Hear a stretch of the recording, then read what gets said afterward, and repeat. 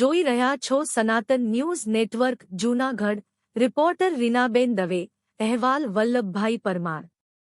આજરોજ જોશીપુરા ખલીલપુર રસ્તે Siddhivinayak gate number 2 પાણીમાં મગરનું બચ્ચું આવતા રેસ્ક્યુ કરવામાં આવ્યું હતું.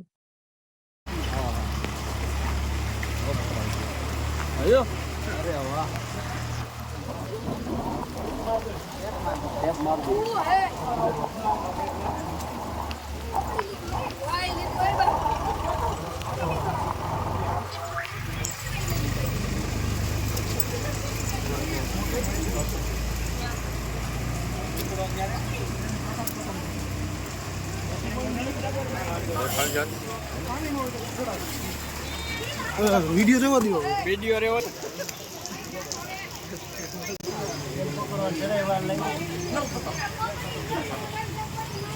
આપ જોઈ રહ્યા છો સનાતન news network Junagadh. Reporter Reenaben Dave. અહેવાલ વલ્લભભાઈ પરમાર.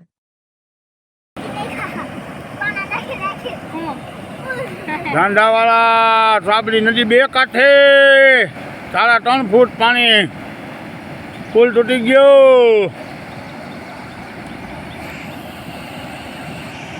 રસ્તા બંધ, અવર જવર આવક જાવક બંધ. મેંદરડામાં જાણીતી હોસ્પિટલ શુભમમાં આંખનો કેમ્પ. ડોક્ટર હિરેન વાઘેલા 20 જુલાઈ 2024 બપોરના 3:03 થી 4 સાર અને સ્કીનના ડોક્ટર રોશની કાનાણીએ પણ તારીખ 20/7/2024 શનિવારે 4 થી 6 શુભમ હોસ્પિટલ મેંદરડા ઉપસ્થિત રહેશે. માળિયા હાટીના પાસે સિંહણ સહિત 2 બચ્ચાના મોત.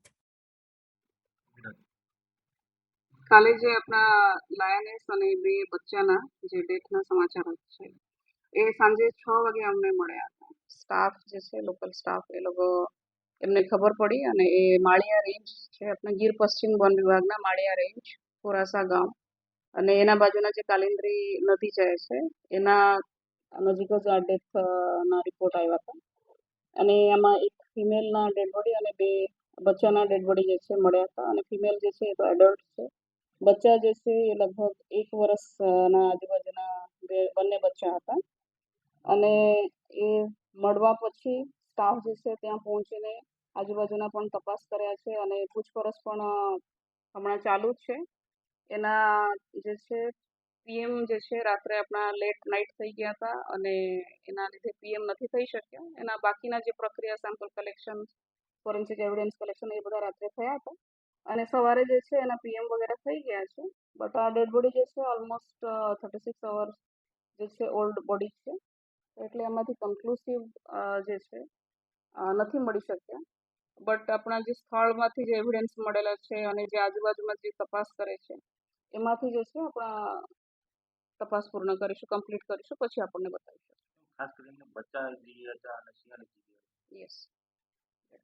તો એમાં શું છે કે બાજુમાં એક કોઝવે હતું અને કોઝવેના એક બાજુ જે છે એક લાયનેસના જે આપણે વાત કરીએ ડેડ બોડી મળ્યા હતા અને જે 2 બચ્ચા છે એ નાના છે તો એટલા માટે કદાચ કોઝવેથી તણાઈને આગળ આવી ગયા હોય અને લગભગ 50-60 મીટર દૂર એના ડેડ બોડી બંનેના મળ્યા હતા અને આ ડેડ બોડી રિકવર કરીને જેવી રીતે વાત કરી એવી રીતે એને સિમર લાયન હોસ્પિટલમાં આપણે એને ખસેડ્યા હતા અને ત્યાં બાકીના આગળની કાર્યવાહી થયા.